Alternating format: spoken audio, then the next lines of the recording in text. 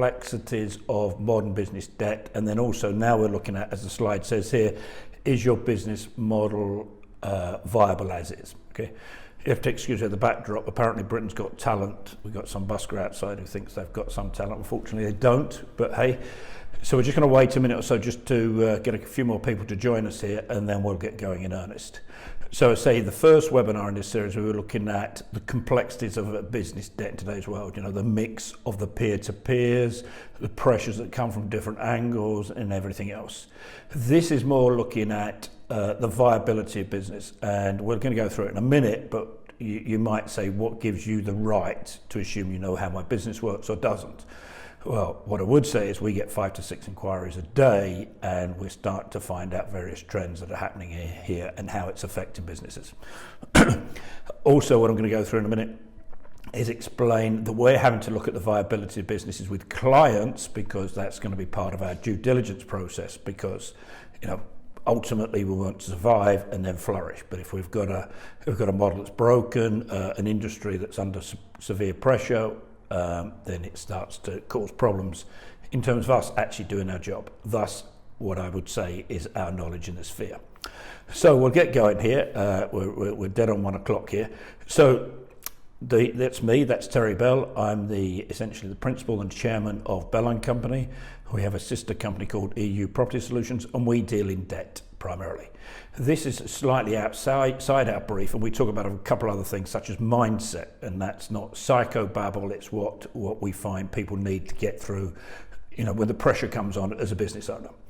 So what we're going to do today is look at a couple of things on business viability as is. And why we call it as is obviously COVID and what that's the massive disruption that's caused to business is incredible. So it gives a chance everyone to reboot, if you like, and look to see what they're doing. Essentially, if you don't grow, change, or develop, your business is going to suffer going forward. So I'll quickly wing through a few of the contents that we're going to cover here, and then we'll get on with it in earnest. So we're looking at, is your business, that should say your business model viable as is. We then look to link back to the previous webinar and explain what we're trying to cover here. We've referred to long business COVID. If anyone's been affected by long COVID, that's not us belittling the situation, but it's going to have the same effect. We're going to talk about zombie companies. We're going to look a little bit at sensitivity analysis, and there was a little useful tool I'm going to throw in there so that you can look at that. New market opportunities, but the yin to yang there is the inevitable damage that's going to happen to businesses. And if your business isn't viable, what's next? Then we do spend a little bit of time on mindset. Not psychobabble, but it's very important that clarity is there. Pride doesn't get in the way if you've got to make tough decisions. So we're going to go a little bit in a bit deeper and slightly out of my comfort zone, if you like, in terms of what we do day to day. So we're going to crack on there. So we're looking at, is your business model viable as is? Okay. So our last webinar covered when the music stops. That was essentially it. Things go wrong and you've got different types of business debt around you. And I gave quite a few examples in there of what happens when it does stop in today's climate and finance structure, if you like. So we are currently getting 5 to 6 inquiries a day from business owners who have various types of pressure. And that, I would suggest, is going to get busier from my angle.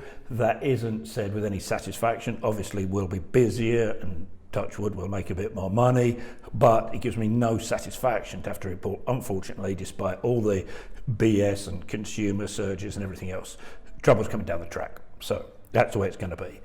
So, but with those experiences, what we're trying to do here, we're not trying to be patronizing and say to you know, your business, we reckon it's this. Your business is your business. You know it better than anybody on this planet, let alone us, okay? And some of these are my views, and I go into slightly in the field of self-development because I think that's very important, especially when you're under pressure. If you're just sitting there under pressure and not doing anything about it, but just getting more and more morose, things can only go wrong, and it's not good for individuals and people, full stop. And no matter how old we are, I'm going to come to my age in a minute, we have to completely turn things on their head, and we have to educate ourselves on a continual basis. We've got changes just in our world, in the world of insolvency. not always the sexiest thing in the world, as I always say, but changes happen, so we have to be ready to develop. The good old days of just throwing the doors open and watch the business come in is no longer. M&S, I walked around M&S here in Belfast, and it's like the Gobi Desert. It's gone very old very quickly, and so if you don't change and if you don't educate what's in front of you, you've got problems. The next slide is a sort of personal note. Right? Today's world can and will be brilliant. We have to obviously get through COVID and wherever else that takes the world as well. But we as individuals are stronger than it's put out there by the media. And as a 61-year-old, I'm really jealous of younger people who have the opportunities that are coming their way. Tough gig coming up, tough run, but we get through it. And what it is doing, we're finding that, as we say there, you're getting massive disruptive niches just literally blowing up everywhere. I was looking at something the other day in London where the big problems for the Amazons and all the hauliers is what's called last mile deliveries. And that's particularly relevant in London when you have congestion charges and everything else. The last mile is always the trickiest bit. And you've got guys there working out how they can get pallets into London as cheaply as possible. If you drive a lorry into London, you're going to get walloped and you can only go in certain times, everything else. And it's amazing how these niches develop as the need suddenly becomes apparent, it's recognised, and with the great advent of social media, how that word spreads. So it's those niches are out there and in every business. So we're looking at any number of changes in terms of how we do things. I wrote the most amazing marketing plan with our marketing department just before Christmas, and Morris put it in the bin in the new year because there are other ways we could look at things. So, yep, you have a business model, but you have to be ready to be flexible. You have to change. It's the only way forward. So that's a sort of backdrop. Obviously, we're always coming from the angle of what happens in the debt world. But you as entrepreneurs and business people have to be ready to take on the next challenge and start to think ahead. We have to keep thinking ahead here. So that's a bit of a waffly one, but it just shows where we see things at the minute, where we're getting these inquiries. We had a pet shop owner the other week, and he's pretty old school, stack it high, sell it cheap. In a retail atmosphere, nobody wants to carry 24 cans of Pal down the road when a friendly Amazon driver will drop it off for you. So he's going online, he's setting up something very different in terms of how he's going to operate that side of things, because he's got to. He will just literally slowly die in terms of his current business model. Our job is to jump in and take away the pressure as much as we can in terms of what's coming down the track. Unfortunately, to the terminal decline of his retail business, he's got to be ready to go online and see how he works, how cheaply he can get 24 tins of Powell to a dog owner. So a little bit of a self-promo, which we'd like you to go and have a look at our previous blog here and the webinar. We're referring to the toxic business debt. So this is the side we have to deal with. You as entrepreneurs and business owners need to go and do what you got to do. So what is becoming more apparent is traditional businesses are suffering. So we know all about the pubs, we know all about the hospitality, we know about travel, and they're going to really struggle. But essentially the COVID effect on the economy it's amazing how deep it goes here. You can find, I was speaking to a publisher the other day and he had a brilliant business that used to supply an airline with a magazine. Gone because of COVID, you can't have anything on the plane that won't work. So a huge amount of business gone down. We're talking here about a high turnover greengrocer, had a brilliant business in every sense, but the big money was with the commercial stuff, but obviously hotels and everything else go. And any hospitality clients, it took some pretty bad debts, and it's the way it quickly flips around. So he's off recreating his retail brand in every sense, in a very good way. We're picking up excuse my parlance, the crap that was left because of the crash of the commercial side of his business. He will rebuild that, but we'll come to a point in a minute, it's how quickly is it going to recover? You as business people have to be able to project as well. You've got to change, but you've got to take a view here. Is it so? Travel by people far more intelligent than I have said travel won't recover for 3 years. So it's trying to take a view on when key parts of your business will come back. And as I said, we're increasingly looking at this and having to question entrepreneurs as to the viability of their business. So we had a wedding shop business, came to us. Wedding dress shop business came to us, apologies. And she is now 3 seasons out because everything is very fashion orientated, etc., etc., etc. Not a great market in second-hand wedding dresses. So she's had to look at how she is going to operate going forward. And what's happened there is she's taken a very high-profile city centre setup to a very glamorous and very clever industrial unit. And what they're doing there, they've developed a catwalk thing. So you go there and you land, you think, gee, but where's this? You go in and what she's trying to do is blow the minds of her customers. This is completely different. It's Sotto Prosecco, it's champagne. And you have to change that. Again, we've got to go and deal with the city centre problems and the bills that are, we're dealing with the supplier. And it's how we turn the pressures that are in every sense on the entrepreneur, but also the supplier. In this instance, we say we don't want second-hand, we don't want old-fashioned wedding dresses. Our clients look into next year. So what's going to be there? And they go, what about this bill? Let's sort something out. But what about it? So both of our problems. So again, it's part of our due diligence, and I think we pride ourselves here at Bell & Company where we do bring this level of commerciality in terms of difficult decisions that have to be made. Sometimes clients say to us, it's not going to work here, right? And they don't like to hear that. But if you ask our opinion, or we think it's important that we put our opinion in because it could ultimately affect what we're trying to do here, then we're going to say it. That's the way it's going to be. So, as I say, long business COVID, I slightly struggled with this because some people are suffering from the long-term effects on it, but long-term is going to be the effect on business here.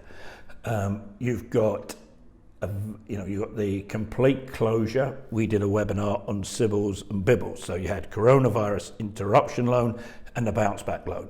Really, we in hindsight suggested it should have been complete closure loans because that's what happened. Bounce back, we didn't bounce back, we bounced in and out of lockdowns. Interruption, it wasn't a bloody interruption, it wiped out trade completely. And it had to be, we get that. The consequences of that, carrying more debt, starting in some instances right from the beginning, retraining staff because staff struggle with knife skills if you're in hospitality. If you read the Sunday Times and believe what they said at the weekend, it's struggling to get the staff. So all of this is more or less starting again. So there's a massive negative detrimental effect on business, but if we look at it in the right way, there are also opportunities here as well.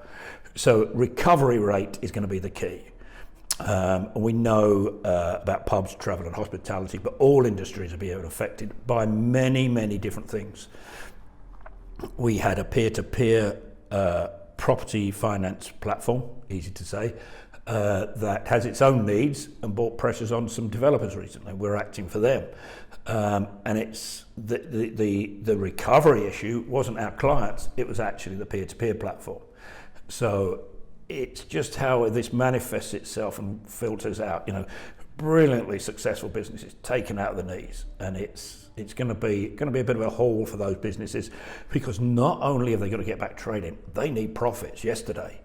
And if you're opening under some sort of restriction, even now where it's table service, it's restricted. You're not at the level you need to be here. So it's cool. You want to get trading again, you want to get that cash flow going, but very quickly we've got to get the profits because we've got bills to pay. We've got old bills to pay. We've got old liabilities. We've got Bibbles and Sybils to service. We've got to meet the revenues requirements now they've finished their deferment scheme. So profit is where it's going to come from. And the old great saying, profit is sanity, turnover is vanity, comes into play. Then we also look at clients' cost bases. And that's very important in terms of obviously looking at the viability of their business.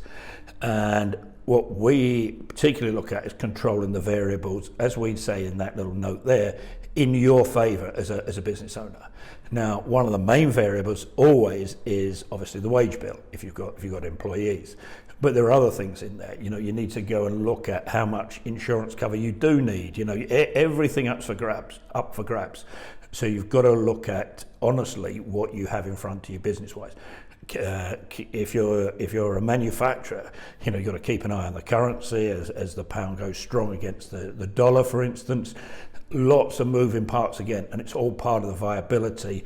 And you've got to look further down the track, what we call sensitivity analysis, where you say, right, what are the ramifications here if the dollar falls another 10%? And I know most people do this, but you've got to look at the variables, what you can control, to try and get them into your favour.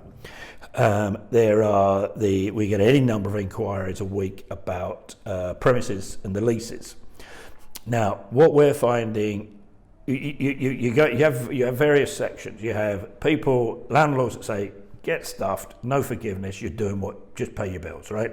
Because they got the PG and they think that sorts it out. Okay, it doesn't, that's cool. But if they've got to take that stance, they've got to take that stance, totally within their rights.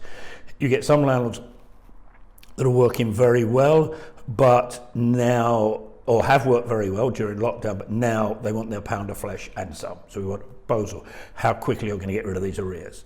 And you get some guys that work with their tenants and say, right, okay, we've got to work this together. There's a couple of guys that we managed to get onto turnover rents, which is really good. And the position of strength we refer to there is who's going to take it up the property, who's going to take the property on. I was in Harrogate the other week, and there are 4 shops closed in a week. You walk around Belfast in the main retail area, any number of shops are vacant. So there's not a lot of uptake right this minute. So the landlords need to look at it, the case of sometimes better the devil you know. There was a statistic last week where 10% of restaurants won't reopen. And what we're suggesting is we've got to look at this, I'm not going to be so crass as to say an opportunity, but know your position. The landlords and their solicitors will shout at you, they're going to do this, the cost of this, we're going to do that, we're going to do this to you, we're going to foreclose. Okay, cool. Not cool, but you know what I mean. Take it for what it is, see what your position is, and maybe, if you get the right place, throw it back at them and understand, try and put yourself in their shoes. They're not going to get a new person in it. They may take litigation that's going to cost money and take months, possibly years to resolve. So just that position of strength, not to be abused, but just think of what your actual position is here, mindful of what's going on out there, particularly in the retail world, excuse me. Very, very important on the cost base is making sure, and it's something I go on a little bit about, and I'm an accountant by trade, right? So yeah, numbers. Know your finances, know your costs, look at your variables. It helps you give the clarity of decision making here, which is so important when you're reconsidering the viability of your business because of what's gone on. And that's what you've got to do. We've got to recalibrate, reboot, whatever you want to call it, but it has to be done, and it has to be done with the ability, as we know, the new trendy phrase has been pivot and how people change. We've all got to do it, and heaven forbid something else happens next. Whatever, now Donald's gone, he can't press the button, but things change so quickly in today's world. So we're not going to get too technical on sensitivity analysis, because you can get the most amazing spreadsheets you could do and da what if, but you'd end up not getting out of bed. You know your business, you know the key factors there. You need to look at how the sensitivity of pricing, of costs, of movements by interest rates or whatever, because that's covered at some point here. So you know your business. Look at the key areas. What happens if they move? And you have to do if it's income, and then costs. It's never the twain shall meet. You've got to look at what could happen as you go down the track here. So it's really important that we do this. We've done it. We do it regularly here. We do it quite sadly on a monthly basis to see where we're going. Our team and our people are the most important thing in our business, and we're bringing something in where we assess it monthly. It's not a performance thing and kicking their butt. It is to a degree, but it's more, what are we getting the best out of them? Can we make them entrepreneurs in our business so that they're more commercial in their approach? And it's very, very important to keep an eye. That's our main cost. That's our main variable. Don't tell the team that, but it's a variable. So it's very important to just have your finger on that pulse of the key components of your business. The next thing we've written there is the I word, and that is inflation. Inflation is going to Basically it's going to go up, full stop. Oil has gone up 40% since lockdown. I have a very simple measure, and that's the cost of a pint in a couple of pubs I go in. One pub, it's gone from $3.90 to $4.60. Another pub where it's about $4.50 is reopening here in Belfast, and the owner has told me all prices are going to have a 5 in front of it. They're going to start at a £5. Inflation's here. Inflation is here, and it's going to be the next issue here. The only real tool governments have with inflation is interest rates. So again, if you're pricing what you're trying to do here and you've got a decent sized loan wrapped around you, reevaluate that for 1, 2 or 3% increases. Not a scare tactic. Know what you're in for. Then you've got it in your head. Maybe account for it in your future pricing. That's what you've got to look at. So it's coming. That is going to cause a problem. In the States, they're absolutely, excuse my French, shit scared of inflation. And they're going nuts at the minute. Mr. Biden cannot write 10 trillion, I think they're up to. So it's coming, eggs as eggs. We've got to be able to ready to deal with it and bring it into our analysis of what we're doing in our business.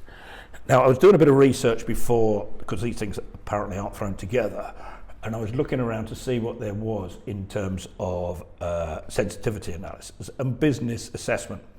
And I've never met this man, Dan Bradbury, and he has a website there. I think it's very imaginatively called donbradburygood.com. Now, he's ultimately trying to sell you courses, but what he does have is a pretty simple, and it looks quite effective, business profit maximization tool in there. Now, I think, obviously it's a pre-populated report, but it's a 28-page report comes back. It's worth having a look at, and or any other things you can find out there in terms of sensitivity analysis, because you need that outside looking in perspective, not your account at the end of the year saying your margin's down 5%, and that's 9 months after the year end and all that sort of stuff.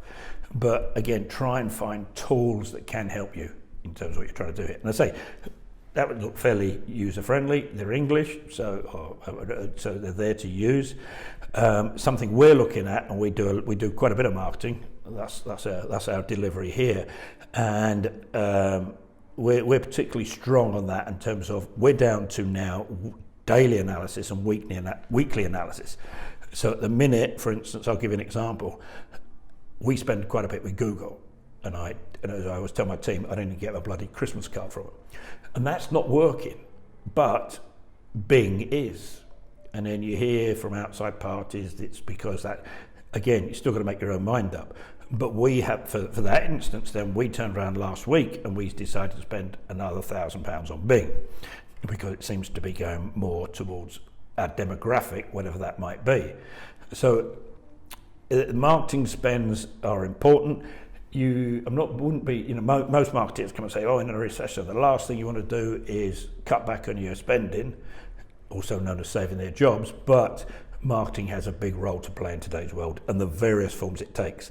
Back to my 61-year-old being jealous, marketing, if you get it right in today's world, and it can be done relatively cheaply, is brilliant for business.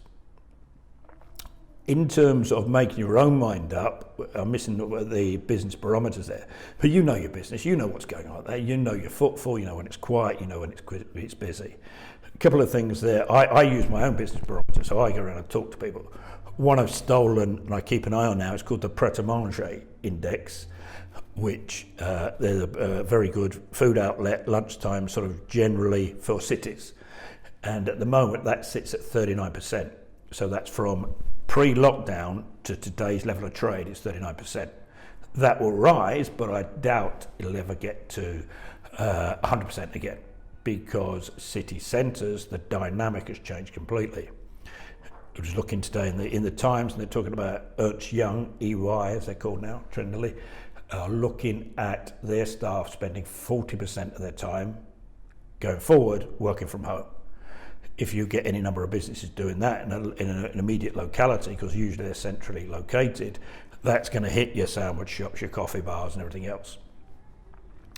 I also take the ear of my dry cleaning man, who's a great guy, Raj here in Belfast, if ever you need a good dry cleaning man, and I keep up to speed, and he thinks he's trading at about 60%. I'm going to use him slightly because he's been brilliant in terms of what he's done. Rather than saying, oh, well, what do you do? 60%. When they come back, I'll get my trade. Raj is, he might stand behind a counter and take your money and stuff like that, but he also gets out there and does it. But he knew it was going to struggle, right? He's okay, but he doesn't want to be okay. He wants to do quite well. He's not trying to, master the world, but he enjoys a certain style of life, and he doesn't want that to change.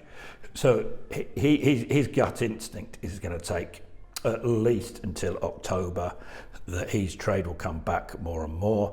But then again, we've got a building down the road here, which is PwC had just taken, and again they're most likely going to leave 40% of their staff, or their team, are going to spend about 40% of their staff time at home, working from home.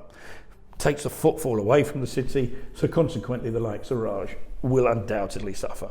And then it's again reconfiguring your business to say, right, if it's going to be 40% less, can I top it up, or do I go and get hold of my variable cost? Do I talk to my landlord and everything like that? Sitting there doing nothing is not the answer. So you have gut instincts, generally, even if you're struggling, if you're the most positive person in the world, right? You border on stupidity if you think, if I keep doing the same thing, it'll be okay. We have to change. And only sensitivity analysis can show you the weaknesses or otherwise. I'm not suggesting everybody gets too hung up, like I said, on 20 odd spreadsheets here, but know the ramifications for your business. It's so important. Back to the business viability and how the world's going to change. This is a bit of a yin or yang one. I wasn't sure about it as a slide, but opportunities are amazing at the minute. What's out there, in a good way and a bad way. But in a good way, back to the last mile pallet delivery service, brilliant, genius.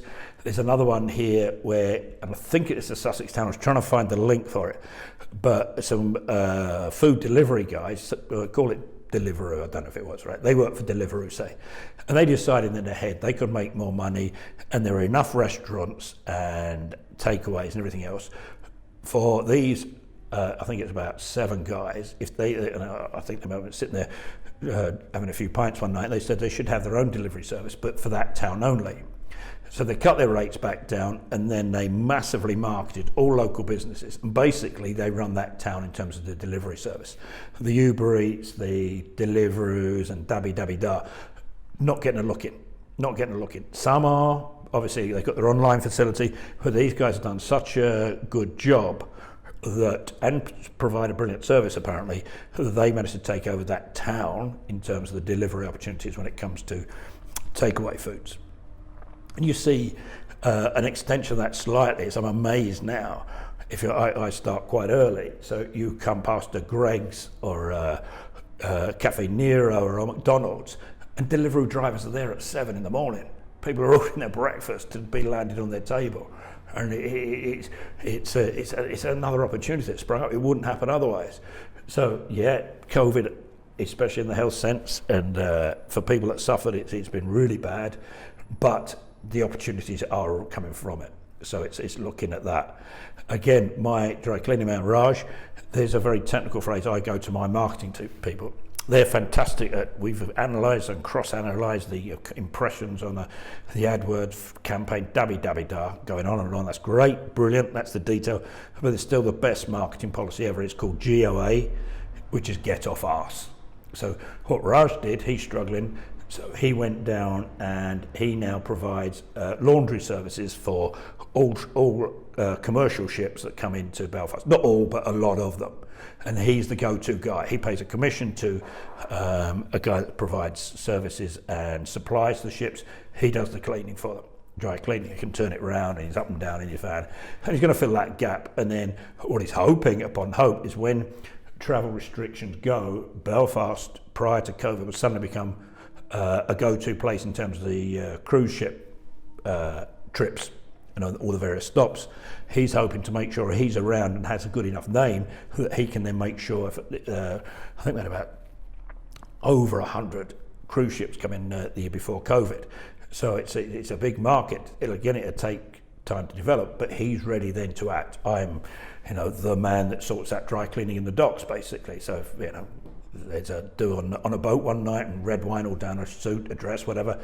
He's looking to provide those sort of services. So again, GOA, get off arse, and that's going to be there.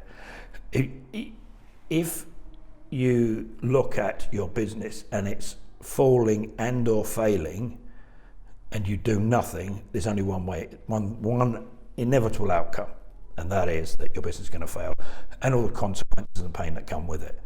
So the reason we mix this up is we've got to look for the opportunities. If you sit there with the corner news agents, newspapers are becoming more and more redundant, especially with COVID. It's how it's affected that. We know publication numbers in terms of hard copy are falling. So it's very, very important that don't just go into that terrible slow decline. It's not healthy, full stop. And first and foremost, personally, on a personal level, it's not healthy. So the key as we go here to inevitable damage is how you react. Okay, so it's brutal honesty with your business. It can be held up by your pride. You may be a third generation fishmonger, right? But yeah, it's just slid away. Prices have gone up. Right? The high street's not there. The supermarket's giving it away. It's how you change is so important, and a lot of that goes with mindset. One little thing I'm going to say here is correct advice, no matter what you're looking at, is essential. Be it marketing, be it your accountant and your financials, and in terms of what we do, where we deal with the debt issues that arise from unfortunately failing businesses, is to go get the correct advice. And that may sound really simple, right? But in terms of our marketing, for instance, that we do, we've kissed any number of frogs, right? We've spent thousands, wasted lots of money. It's essential, for instance, if you get a debt scenario, you don't go to the solicitor that helped sort out the lease on your shop and helped your brother, sister's divorce. Are they absolutely the right person to go to for that advice? And as we say there, that's our very existence. That's what we do. We know our stuff. You need people to know their stuff. You need an accountant that can get you up-to-date financials. You need a solicitor who is commercial in every sense. And it's just getting that right team around you.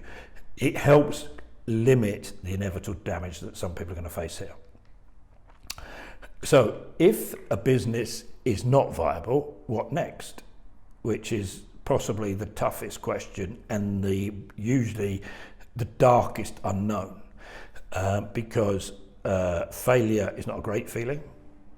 Been there and got that t-shirt. But it's how you deal with that ultimate failure in your business. What are you going to do about it? And something we're just doing with the team here now, we're doing a thing where you have to be brutally honest when you get to this place. And you have to know the ramifications and the backdrop. And usually they're not as bad as you think. Usually. A lot of people in today's world are very worried about what people think, including me.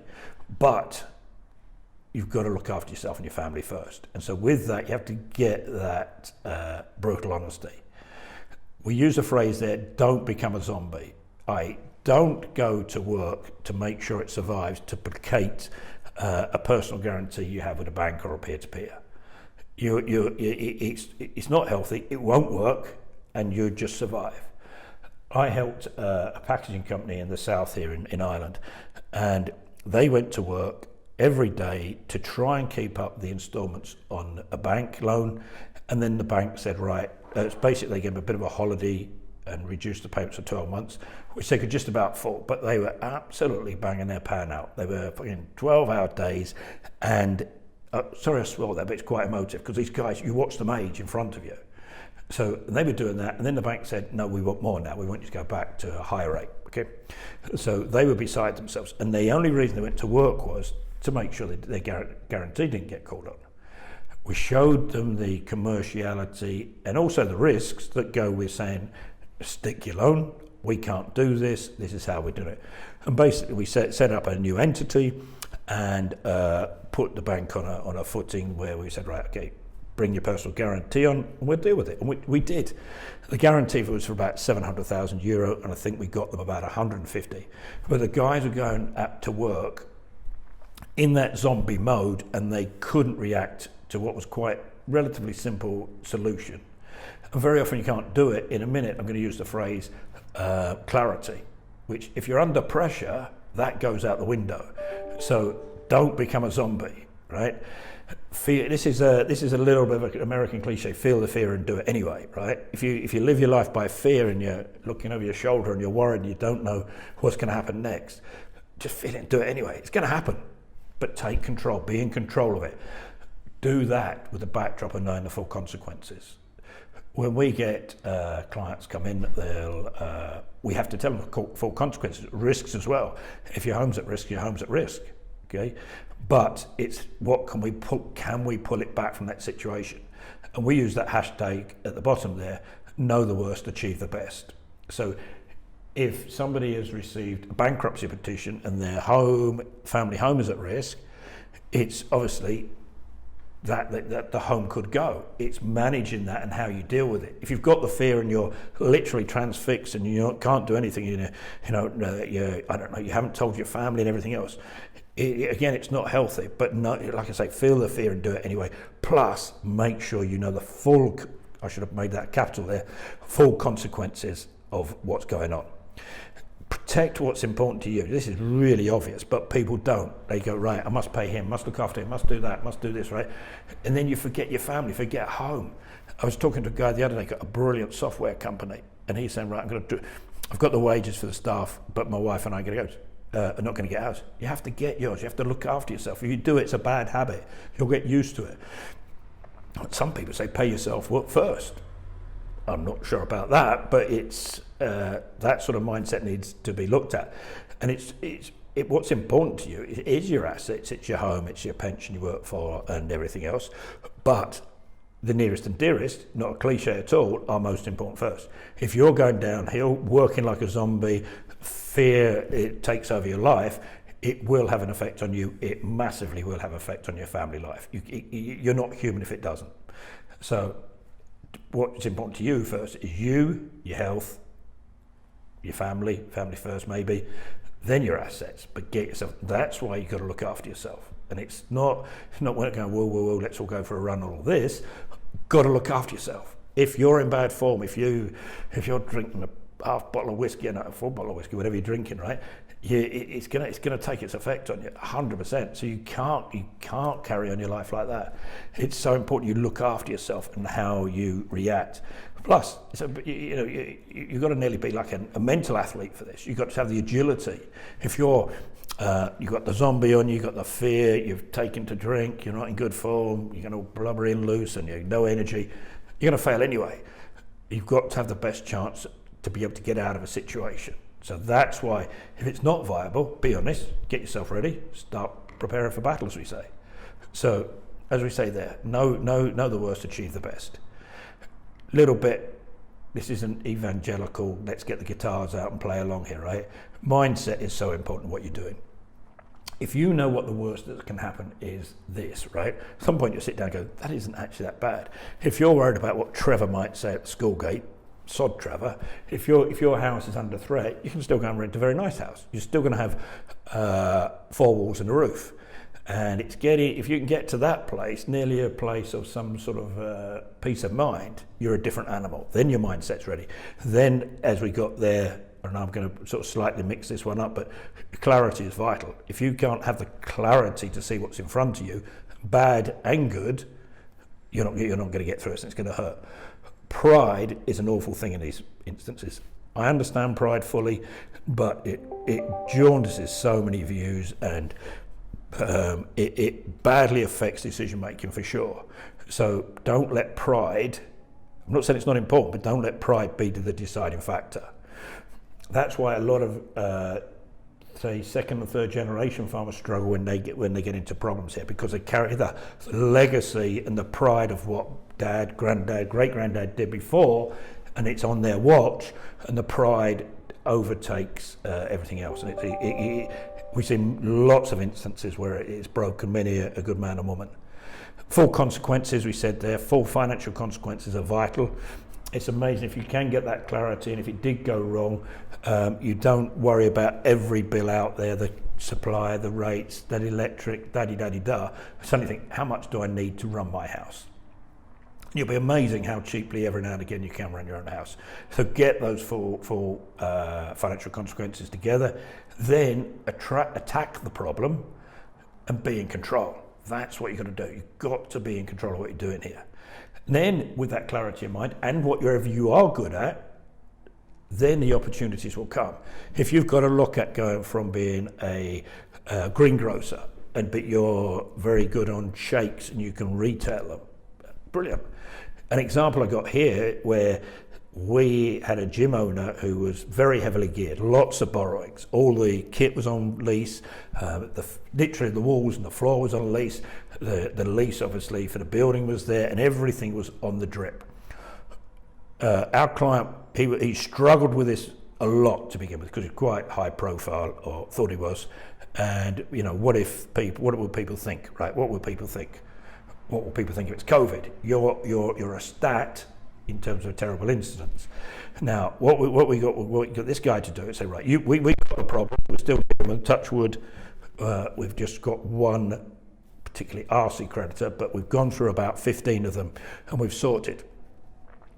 Now, what he did, he decided to go purely online. And you all heard about the gyms going online. This guy decided, tell you what, I don't need this crap. He went to the Costa del Sol. So every day he does a little class from the beach. Everyone's jealous as hell, but everyone loves, just seeing the sun's a good thing. And he is making more money personally from that than he was from running a gym with, I think he had about 1,000 members, and there was a lot of fall off, and he had to sell, and the carrot. And he said the model doesn't work. This was under a franchise as well. The model simply can't deal with it. But he got his head together relatively quickly and decided, that ain't for me. I'm off to go and do this, and that's what he's doing well. It's not a brilliantly happy story because I think this last creditor may get for us, but it's not going to change our client's life. He doesn't have to come back from Spain, or he will do if he's going to go bankrupt, but he changed it around. He can only do that, and I'm going to leave you with one last point here, because he had the clarity of mind to see what he could do. Nobody wants to have debt problems, but if they're there, it's how you deal with them as your mindset, and then look for the opportunities. If you're an entrepreneur by nature, you'll find the opportunities, and that's what I wish everybody the very best of luck with.